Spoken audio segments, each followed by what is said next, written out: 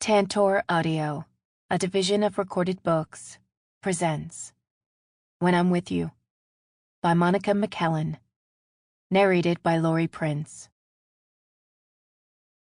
Chapter 1. You're late. Kennedy didn't try to hide her annoyance. Her long fingers wrapped around the steering wheel of her SUV like she was choking it. Brooke, not one for grace or tact, threw her duffel bag and a winter jacket in the back seat before she threw her body into the vehicle with the same haphazard care. Kennedy had already waited 20 minutes for Brooke to finish getting ready. Her frustration had mounted with every circle of the block when a car came up behind her and needed to squeeze through the narrow South Philadelphia street. Finally, she'd given up and waited in a parking lot a few blocks over until Brooke had texted that she was ready. It was so typical. Brooke, who'd promised via text message the night before she'd be ready at 9 a.m. sharp.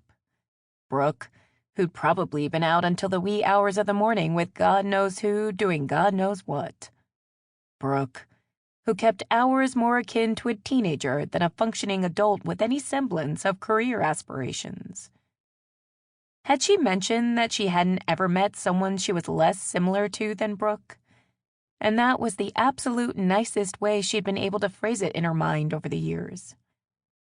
The twist of fate had been that the two best friends she'd met during her junior year of college also happened to be Brooke's best friends. Try as she might, over the next 2 years of school and the 6 months that had followed graduation, she still couldn't figure it out. So Brooke was pretty, and Brooke was fun, and when Brooke walked into a room, she carried this energy that pulled people into her orbit. But she was also unpredictable, undependable, and seemed to never have a plan. The entire concept of Brooke's existence caused Kennedy to itch from the inside out. How could someone exist in a way that was so freakishly out of touch with societal expectations? Whatever it was that their friends, Julia and Hannah, saw in Brooke, she hadn't seen it herself. All sparkle and no substance was how Kennedy phrased it in her head, though she'd never dared to say the words out loud. When she finally dragged her eyes from her white knuckles to Brooke's face, she was met with a smirk that made her want to tell her dear friend to find her own ride to the cabin. "Did you hear me?" Brooke's voice was low and slightly raspy, like she hadn't woken up long ago. Kennedy blinked. She focused her stare on Brooke's mouth, willing herself to remember the words that must have entered her consciousness the first time Brooke had said them, but that now refused to materialize. Her brain had been too busy running through the litany of things wrong with Brooke's entire way of living. Finally, she admitted defeat. "What?" The smirk eased into a wide smile as Brooke put her elbow on the armrest between them. The armrest that was categorically reserved for the driver and should never be encroached upon by someone who got to watch the scenery flit idly by from the comfort of the passenger seat. Brooke batted her long eyelashes and eased her side-swept bangs back into place. "I asked if we could swing by Wawa to grab coffee." Every time she saw her, which blessedly wasn't that often, Brooke had a different hairstyle. Kennedy wouldn't be surprised if she ran into Brooke one day only to see she'd shaved her head. Her current style was, to Kennedy's actual surprise, more conservative than normal. She'd let her chestnut hair grow past her shoulders, and it fell in loose waves around her face. That, coupled with her earnest smile, because she needed something from Kennedy, made her look almost sweet. Kennedy wasn't fooled. But she'd already chugged her entire coffee waiting for Brooke to get ready, and she needed to pee. Not that she'd ever admit that. She rolled her eyes and made a show of putting the car in drive, but keeping her foot on the brake. "Fine, but it's only a 3-hour drive after that. I'd like to make it to the cabin as quickly as possible." "Good luck with the way you drive, Grandma." The once-over Brooke gave her, eyes dragging across her oversized sweater and down to her leggings, made Kennedy flush with embarrassment. Everything Brooke did got under her skin. A joke could never be a joke between them because, at least on her side, it didn't come from a place of camaraderie. They were small jabs at Brooke's lifestyle, and, she had to assume, Brooke was doing the same right back to her. So what if Kennedy was cautious, or the rule-following type? Those things were nothing new to her, and they were the reason she didn't have a mess of unpaid speeding tickets to contend with. Well, Brooke didn't have speeding tickets either because she'd been able to talk her way out of them on every occasion she'd ever been stopped, as she'd recounted in their group text after each one had happened. Who was even capable of that? Lucifer, that's who. But all her silence would do was give Brooke the upper hand. With a quick glance across the car, she dropped her sunglasses onto her face. "Do you want coffee or not?" Brooke made a production of pretending to zip her lips and leaning back against the leather of her seat, upping the ante when she folded her hands delicately in her lap, which forced Kennedy to bite back a scream. Kennedy, 9:52 a.m. Hitting the road now, after an unscheduled stop already. Can't wait to see you guys. Julia, 9:53 a.m. Have fun. We'll text when we're on the road later. Maybe you two can play bonding games in the car? Smiley face. Kennedy, 9:54 a.m. Shut up. It was about an hour into their drive to the cabin, and Brooke had her face pressed up against the cool glass of the window as she took in the scenic highway outside.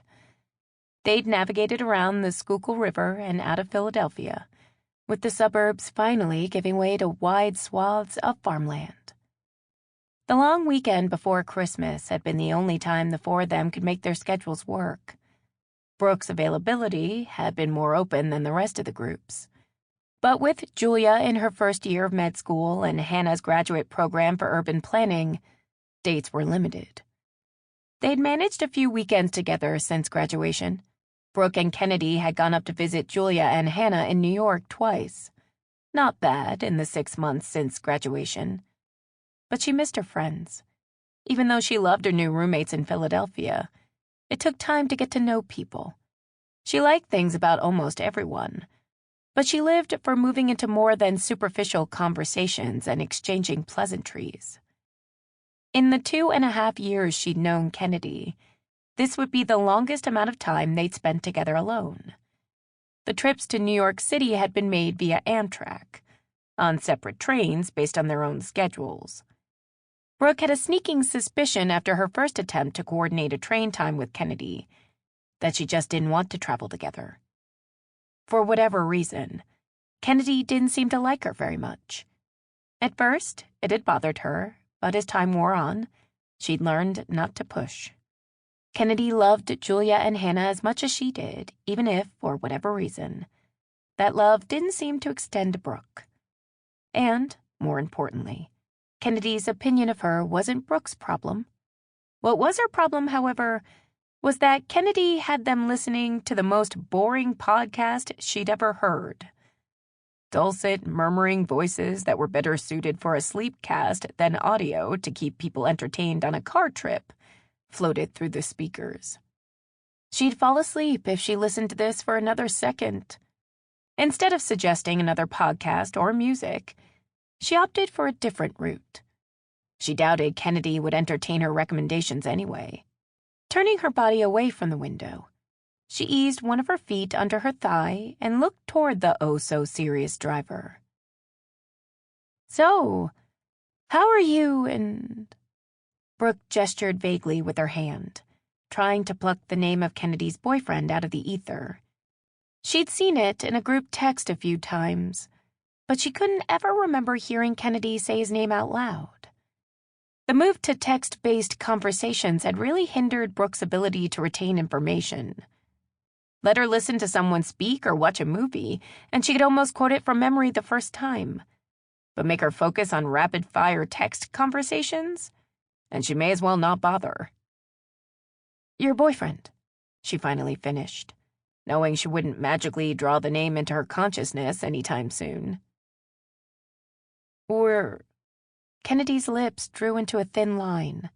and Brooke watched as her fingers wrapped more tightly around the steering wheel she already had in a vice grip. I don't want to talk about it. Brooke mentally scratched boyfriend off the list of possible conversation topics. So, how have things been with you? Fine. God, no wonder Kennedy's love life was in the drain. She could barely stand to talk to Brooke, whom she'd known for years. It would be better when Julia and Hannah arrived at the cabin. They were due in from Manhattan later that night. The cabin, Brooke thought wistfully, imagining a rustic yet gorgeous oasis secluded among evergreen trees. She could practically smell the piney scent in her imagination. She'd seen the pictures on Airbnb and couldn't wait to run around in the fresh air and experience the beautiful landscape boasted in the last half of the photos. They'd booked the house close to graduation, already knowing it was one of the only times they'd be able to spend more than a quick weekend with one another. Her bank account hadn't appreciated the hit, but having friends who planned so far ahead was actually helpful in some situations. After about 30 more seconds of silence, Brooke tried again. I am also fine, thank you for asking. She added a curt nod of her head, like they were British aristocracy exchanging pleasantries over afternoon tea. That earned a scowl from Kennedy, which lightened Brooke's mood immensely. Brooke had calmed over the years, but there was something about Kennedy's overt displeasure in her presence that made her want to ratchet her already vibrant personality up another notch. Where Kennedy Ryan was concerned, this knob went to 11. The landscape unfolded around them as they headed toward mountains where snow already rested at the higher elevations. Brooke had always loved the snow, when it was white and crisp and clean. When it was dirty and mucky from the city, it didn't matter. As flurries began to melt on the windshield, Brooke couldn't help the smile that bloomed across her face. She wanted to stick her head out the window and catch a snowflake on her tongue. She didn't. She already knew how the conversation with Kennedy about her immature frolicking would go. The snow's so pretty, Brooke said, knowing her voice was slightly awestruck and wistful. She didn't even care right then as the fat flakes breezed past the car like they were driving at warp speed. Easy to say when you aren't the one driving. Fair point, but still, what a drag. Brooke leaned her head forward and looked upward at the swirling gray sky. Well, you'll be able to enjoy it once we get to the cabin. There's a storm coming in that's supposed to miss us for the most part, but we might still get a few inches. Kennedy's brow drew upward in what Brooke recognized as surprise. Honestly, Kennedy would probably be really super-duper surprised if she knew Brooke could manage such impressive tasks, like shopping for her own groceries and clipping her own toenails, too. Instead of providing a more elaborate answer, Brooke settled on, I like snow. I wanted to know how much of it there would be. And I'm sure you've come prepared in the face of a possible blizzard. Kennedy could barely hide her satisfied smile as the words slipped out. Of course she thought Brooke was some version of a ditz, or whatever self-professed feminists called women they didn't like, but wanted to make it sound more palatable and like they weren't part of the problem. A cute but dilapidated barn appeared in the distance, capturing Brooke's attention. I'm sure it will be fine. The cabin is stocked with essentials. How do you do that? The exasperation in Kennedy's voice was palpable, though she didn't take her eyes off the road, which now had a light sheen of snow dusting it. Do what? A peanut M&M dropped on the floor when Brooke tried to catch it in her mouth, and she ducked her head to pick it up.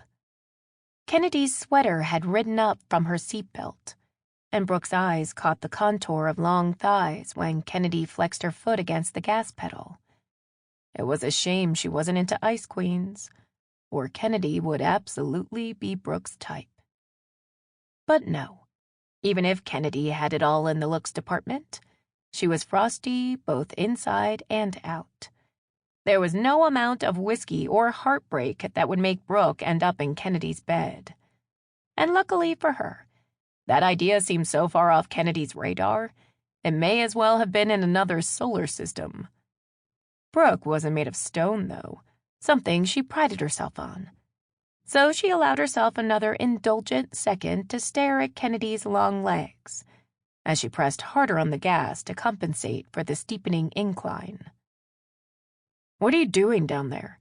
Kennedy huffed, and Brooke could feel that she'd glanced down at the top of her head, Spidey's senses tingling as green eyes begged to bore a hole straight into her brain. "I'm looking for an M&M," she said at the same time she popped back up in her seat and popped the candy in her mouth. "Did you eat that off the floor?" "Oh, come on. I know you probably clean your car like twice a week. It's cleaner than most people's kitchens." "Still doesn't mean I'd eat something off the floor." But she hadn't disagreed with Brooke's assessment of her overly anal cleaning regimen. Kennedy's car, like Kennedy herself, was perfect and polished. Not an item out of place, not a scuff to be found. In the car, there were no bits or baubles of individuality that impressed anything upon the occupants about who Kennedy was as a person. There were no strands of Kennedy's long auburn hair covering the seats, or half-empty cherry chapstick tubes, which Brooke knew the other woman used religiously. She'd been more than a little surprised when Julia and Hannah had adopted Kennedy into the group junior year, but really, Kennedy was more like her friends than Brooke was. They were all goal-oriented. They all spent long nights at the library and had postgraduate education plans, or, in Kennedy's case, an expectation to be successful, whatever that meant. But in spite of their differences, Brooke loved them, and she had no doubt they loved her. Theirs was a friendship forged from enough nights freshman year spent holding one another's hair back after too many raucous parties. When Brooke remembered they'd been having an actual conversation, even if it was fraught with terseness on Kennedy's side, she drew herself back to the last words that hung between them before the M&M detour. "What did you mean when you asked how I do that?" After Brooke asked the question, she bit her lip and tried to wait patiently. Kennedy's profile was highlighted from Brooke's vantage point. The smooth, straight slope of her nose and the definition of her jaw and cheekbones prominent against her clear skin. The only thing remotely wild about Kennedy was her hair. Lush browns and reds and a few strands of brighter orange, each hair wanting to exist independently of the others in a wild, tangled mane. When they went out, Kennedy always straightened it, but today, it was pulled up in a messy bun on top of her head, the hazy light giving the illusion that little bursts of flames danced around her face. She almost looked real, not like the perfectly crafted ideal she worked so hard to project onto the world. It must be exhausting to live like that. Brooke was exhausted just looking at her some days. When Kennedy glanced in her direction, Brooke realized she'd been staring and felt a light blush fan across her cheeks. The snow continued to melt against the windshield as Kennedy pulled her eyes back to the road, where a few tire tracks were imprinted on the dusting that covered the highway. "You just go with the flow. You don't seem all that insistent on planning." Brooke smiled at Kennedy's verbalization of her personality traits, though her tone implied it wasn't a positive thing. Then she added, her words oozing judgment. "I don't know how you make it through the day." So definitely not positive then. From Brooke's perspective, it didn't make sense. They'd gotten into the same college. They had the same friends. They'd ended up living in the same city after graduation. She wasn't sure exactly what metrics for success she'd failed at with her more laissez-faire outlook on life. For all intents and purposes, they'd ended up in the same place, and she was the one who wasn't wound up so tight that one quick tug could send her spinning into oblivion. But Brooke knew none of those statements would be well received. So she shrugged non-committally and ran her fingers along her jean-clad thighs. "Same way you do, I guess. 1 second at a time." As Kennedy navigated into the exit lane, Brooke shot her a confused glance. They were still at least 30 minutes away from the cabin, Probably closer to an hour, given how the snow had steadily picked up as they drove farther from the city. Kennedy answered her silent question as she looped around a curve that brought them to a stoplight. "We're stopping at a grocery store. Did you not even read the group text thread?" The question sounded mostly rhetorical and like Kennedy had already made up her mind as to the answer. So Brooke didn't speak, content to wait for the light to change. There were signs for a few gas stations and fast food restaurants, along with a cluster of buildings barely visible through the snow 100 or so yards up the road. As they pulled into the parking lot for a grocery chain Brooke had never heard of, Kennedy eased the SUV into a parking spot and let out a long, dramatic sigh. "You do realize that things work out because other people spend a significant amount of time planning for them, right?" The smallest prickle of irritation flickered under Brooke's skin, but she let the emotion course through her and snuff itself out with a few deep breaths. She flashed a vibrant smile. "Well, thank God I have a friend like you," she said as she opened her car door and made a break for the warmth of the grocery store.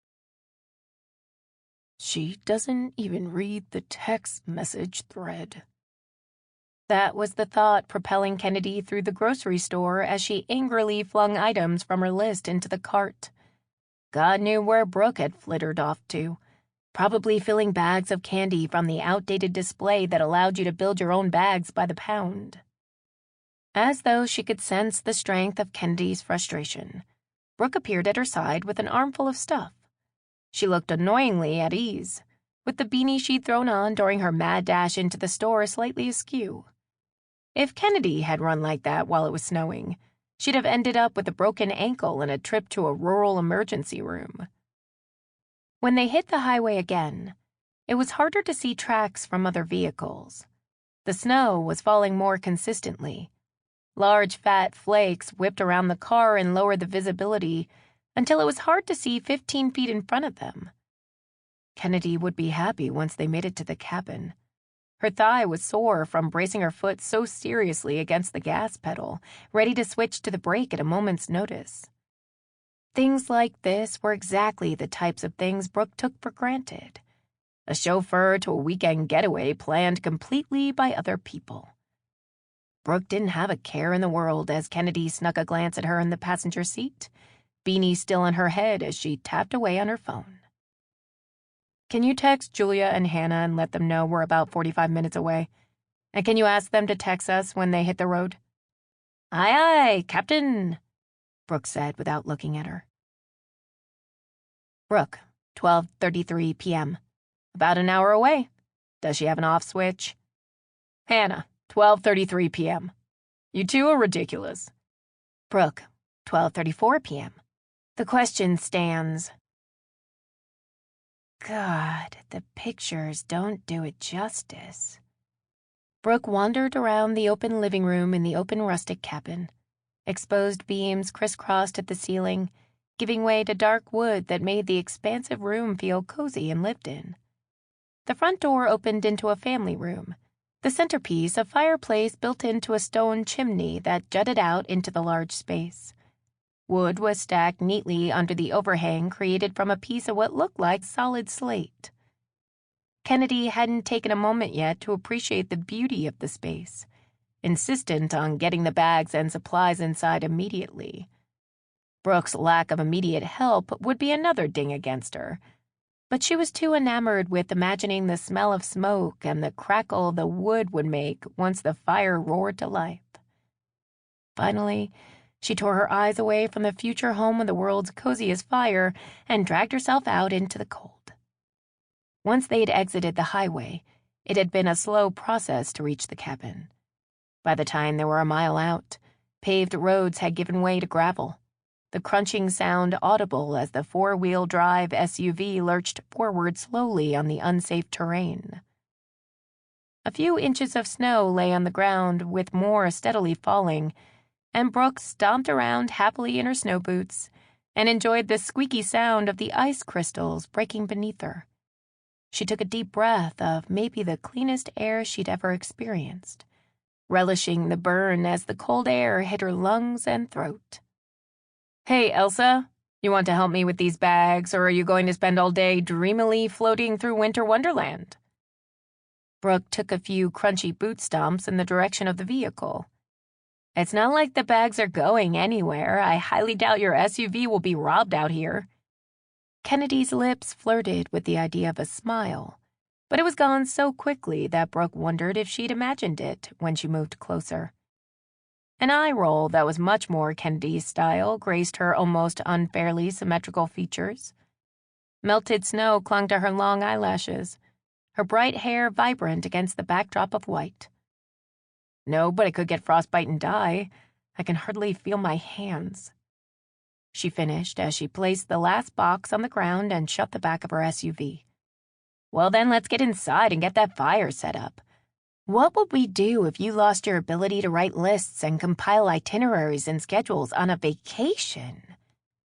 Kennedy's pursed lips told Brooke she'd struck a nerve, but all she pushed out was, "I'd use talk to text." God, high-strung didn't begin to cover it. With a laugh at the reality that, yes, that's exactly what Kennedy would do, Brooke hoisted a bag over her shoulder and picked up a box filled with bottles of wine. "Well then, let's get a move on." She headed toward the house, her growing annoyance getting the better of her when she added, "I don't want to listen to you dictating to Siri." The sprawling one-story log cabin was set up with wings flanking each side of the large main room and kitchen. Each wing had 2 bedrooms with ensuite bathrooms, decorated similarly in deep colors but with a modern feel. The room she'd picked was closest to the back of the house on the left side. It took all of her willpower to bite her tongue when Brooke ambled into the hallway like she owned the place and leaned into the doorway next to Kennedy's selected room. Without being prompted, Brooke supplied, "I like waking up with the sunrise," as she disappeared through her doorway without another word. At least it was only the 4 of them this weekend. They were also in a remote area, cutting out the chances of Brooke bringing a random person back to the cabin. Though, knowing Brooke, she wouldn't completely let go of the possibility. Chatty, bubbly Brooke could probably find Bigfoot in the woods, and then she'd invite him over for dinner. Kennedy knew, deeply and annoyingly, that she was spending too much time thinking about Brooke right now. But they were alone in an isolated cabin, and the palpable energy Brooke exuded infused the entire space. It was cloying and inescapable, even when Kennedy was safely tucked away in her room, answering work emails from bed. Her room was more than restful, and she felt surprised when she realized she'd dozed off. The bed was comfortable, and she'd been so exhausted from the stress of the drive that falling asleep sitting up, nestled in the pillows, seemed like the only possible conclusion. It was almost dark outside, and Kennedy padded down the long hallway, going in the other direction than the one she'd taken to initially get to her bedroom. The kitchen was in the back of the house, boasting glass windows that ran from floor to ceiling along the exterior wall. The smell of food hit her first, fragrant without being overwhelming. She expected to see Julia, Hannah, and Brooke sitting at the kitchen island in the center of the room. So she was surprised when she rounded the corner and saw only Brooke, a towel thrown over her shoulder while she stirred something in a pan with a wooden spoon. Kennedy tried to hide the escaping yawn as she asked, "Where are they?" Oh. It was hard to understand the pensive look on Brooke's face. 1, because she'd never seen Brooke pensive about anything, and 2, because it made her full lips pout and a little furrow appear between her eyebrows with a sincerity that distracted Kennedy. Kennedy sat herself on a bar stool across the kitchen island, watching Brooke as she added spices into the dish. "Oh, what? Did you not check your text messages?" Again, there was a look that flashed across Brooke's features that unsettled her. Maybe wariness, if Kennedy had to guess, though she couldn't guess its source besides, perhaps, their mutual dislike. Most surprisingly to her, she hadn't thought about checking her messages. She'd woken up and padded out to find the people she'd paid an exorbitant amount of money to have the next few days with. It was almost like she was back in college. Sample complete. Ready to continue?